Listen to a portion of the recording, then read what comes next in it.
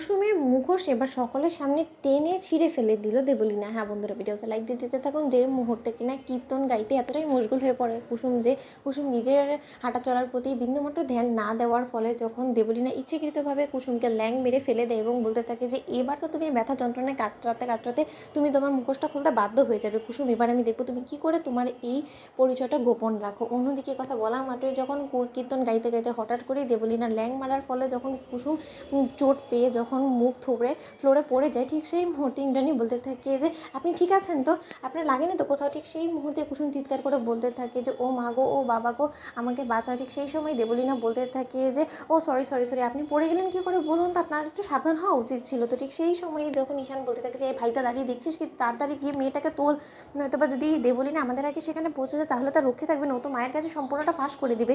ইস দেখ না, কুসুম মনে ভালোই চোট পেয়েছে, ও তো দাঁড়াতেও পারছে না উঠে।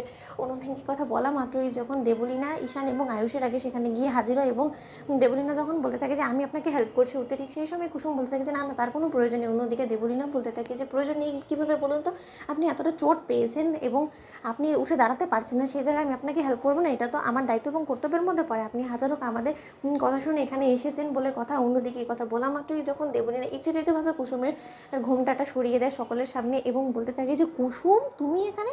ঠিক সেই সময় ঈশানের কাকিমণি বলতে থাকে যে ও দিদি গো, কীর্তন গাওয়ার নাম করে তো এই মেয়েটা তোমার বারণ অমান্য করে আবার ওই গাঙ্গুলি বাড়িতে ঢুকে পড়েছে। তুমি তো সকালেই ওকে বারণ করেছিলে যে কন্যা পূজার পরে ওকে যে তার এ বাড়িতে না দেখা যায়, ও তো আবারও তোমার বারণ অমান্য করে ছদ্মবেশ ধারণ করে এখানে ঢুকে পড়েছে।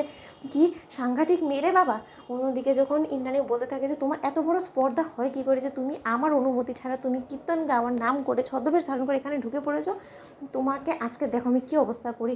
ওর বাবাকে এক্ষুনি ডাকো, এক্ষুনি শঙ্করের সঙ্গে আমি কথা বলতে চাই। ঠিক সেই মুহূর্তেই যখন কিনা গেস্টদেরকে বিদায় দেওয়ার পর কুসুমের বাবাকে হাজির করানো হয় গাঙ্গুলি পরিবারে, ঠিক সেই মুহূর্তেই ইন্দ্রাণী বলতে থাকে যে শঙ্কর, তোমার মেয়েকে আমি একটা কথা বলেছিলাম, সেই কথাটা অমান্য করার সাহসটা কোথা থেকে তোমার মেয়ে পায় বলো তো।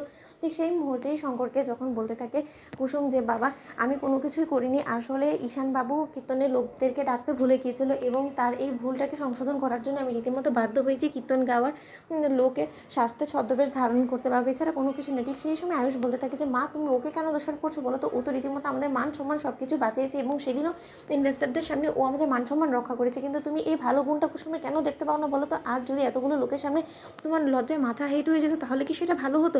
দেখছো তো মেয়েটা ব্যথা যন্ত্রণায় কাঁপতাছে, তার সত্ত্বেও তোমরা ওকে তুলছো অবধি না। অন্যদিকে কথা বললাম তো দেবলীনা বলতে থাকে যে কেন আয়ুষ সবসময় তুমি ওকে ডিফেন্ড করো, সেটাই তো বুঝতে পারছি না। ও তোমার কে হয়? ও সামান্য এবারের একটা চাকরানি ছাড়া কোনো কিছু না, কিন্তু ওর প্রতি তোমাদের দু ভাইয়ের দরদ দেখে তো আমি জাস্ট কোনোভাবেই বাড়ির লোক এবং কাজের লোকের মধ্যে পার্থক্য খুঁজে পাই না। তোমরা লাইক এবং শেয়ার করে সাবস্ক্রাইব করতে পারো।